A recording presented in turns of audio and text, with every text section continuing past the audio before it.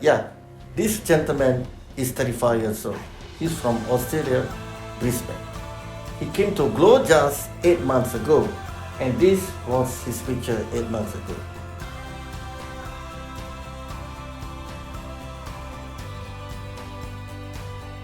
A mega session was performed. Now you can see the result 8 months later. 8 months ago, he only has the hair around the frontal area here. We have drawn a design according to his preference, age match hairline, and today, precisely 8 months later, we can see all the graft have grown, the angle, the direction, and the density following the international guideline.